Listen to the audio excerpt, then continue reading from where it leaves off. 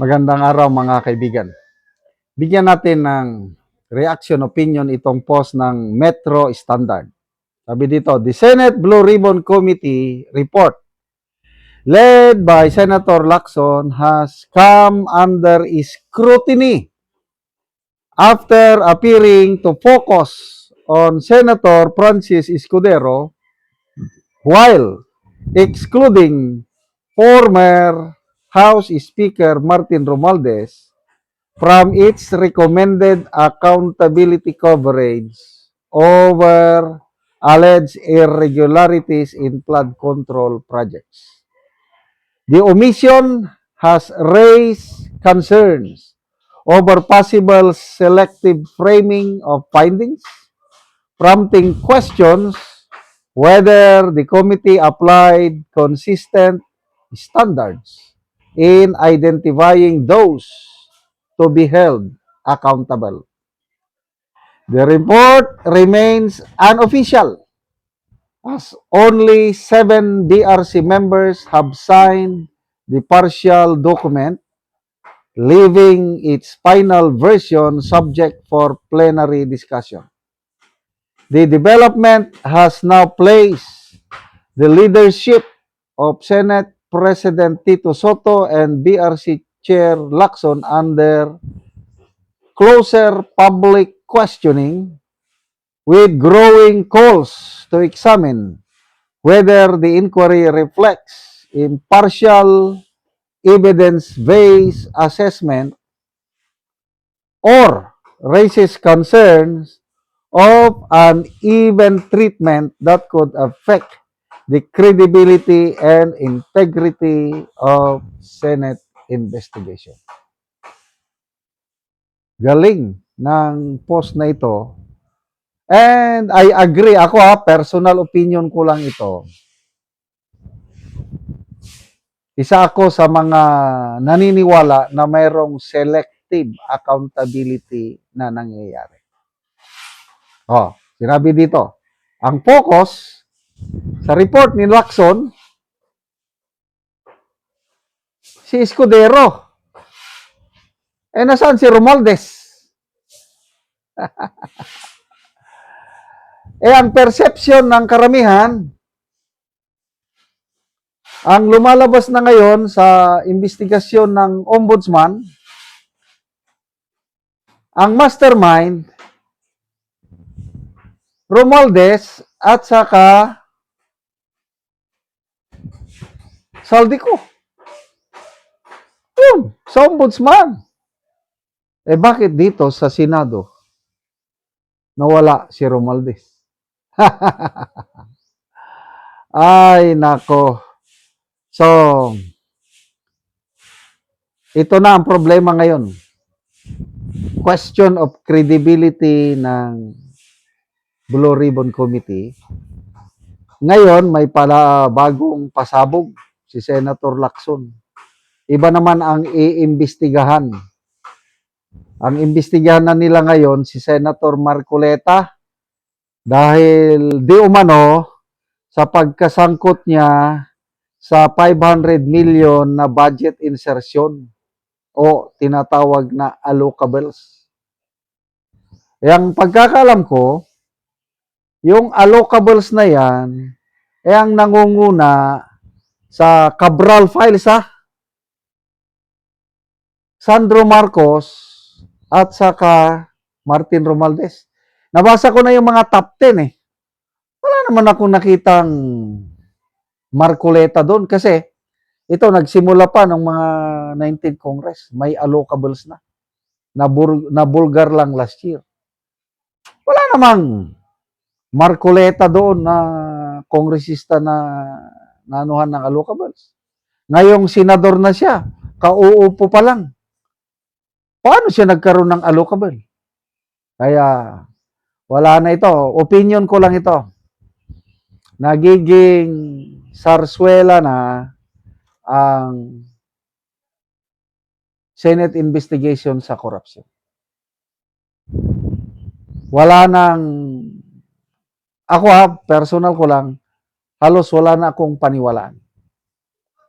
O kahit na rin yung ombudsman, na kung tignan mo sa surface, sa pang-ibabaw lang parang okay dahil kinakasuhan na si Romualdez. Kailang tama yung mga observation ng karamihan na huwag muna kayong maniwala sa ginagawa ng ombudsman. Dahil baka palabas lang yan, script lang yan. And I agree. Ang binabantayan ko ngayon, yung warrant of arrest na posibleng ma-issue ng Sandigan Bayan laban kay Romualdez. Number one, indication. Kung ang warrant of arrest is non-bailable, parang totoo. Pangalawa, ito mas importante.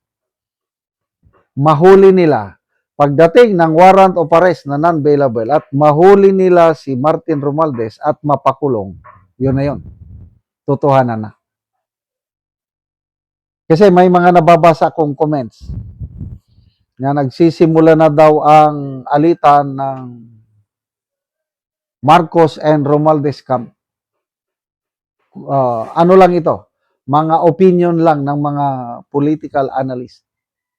Baka totoong nilaglag na nila si Romualdez. Kasi sa interview ng Billionaire News Channel kay Congressman Tino, sinabi niya na dahil sa grabing pagbulusok sa ratings ni PBBM ngayon, gusto nilang pakitaan ng sample ang taong bayan na mayroon silang mapakulong. Kasi taong bayan galit na wala namang napakulong nila na big fish. Maliban lang kay Sara Diskaya at ex-Senator Revilla. Mga dilis man lang yun. So ito, sinampelan nila si Romualdez na kinasuhan at sana tuloy-tuloy na ma-aresto at mapakulong. O ayun. Pag natuloy yan, medyo maniwala na ako. Natutuhanan na. Kaya lang, hindi ako naniniwala na ang mastermind hanggang ay Romualdez at Saldico lang. Meron pa. Kung sino man yung meron pang kasabwat nila, alam nyo na, hindi ko na kailangang sabihin. Dahil hindi yan magagawa ni Romualdez at Saldico kung wala silang kasabwat na mas mataas pa sa kanila. Salamat mga kaibigan sa inyong pagsubaybay sa channel na ito. Nakakatulong kayo ng malaki sa tribong Talandig ng Bukidnon dahil ang sweldo natin sa channel na ito is pantulong po sa tribo.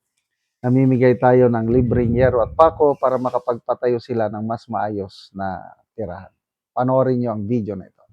Na anak ko diri sa balay sa Tabangan ng Mugero. So mauna ni ang itsura sa iyang balay. Kawayan lang o nagliki na gani.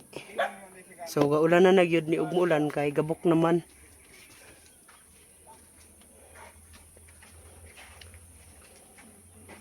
So nagpatindog siya og iyang bag-ong balay. Kay gaulan na naman gud ni ang iyang gipuy-an. So mo ni iyang gipuy-an. So atong tan-awon ang bag-o niyang balay. So mao na ni ang yero nga among gihatag. Nga ilang iatop karon sa ilang bag-ong balay. So mao na ni ang pag-aatupan nga ilang gipatindog nga ilang balay.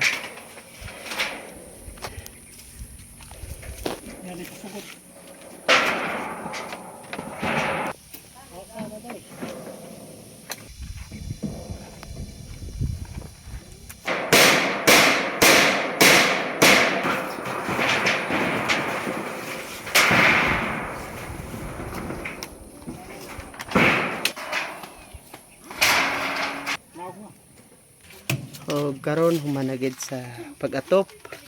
So naatupan nagyod ang ilang bag-ong balay.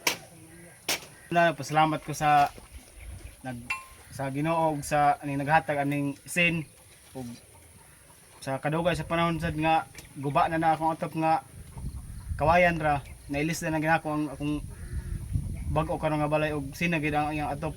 Salamat kaayo. So pila na ni ka tuig ang imong atop nga kawayan lang? Tulo na siya ka tuig. Tulo na ka tuig. Dako kayo pasalamat karon nga niabot ning sin nga gihatag sa amo mabag-o na gid akong balay karon. So pila ni kabulan ang imong ipatindog nga bag-ong balay? Pila na ni kabulan nga wala nimo natupan? kuha na ni mag-upat na ni karong pizza 5 sa Mayo. So upat ka bulan. Ngano man sa mag-upat na hapit ka bulan, wala ka nakaatop. Tungod sa mo lagi ning na inadlawan igo ra pud sa pagkaon. Mm. Di na Tungod mamajitan ang para sa pang-atop. mm. So lisod gyud. Lisod kayo. Lisod gyud kayong panginabuhi karon. So salamat kayo. Dako kay kong pasalamat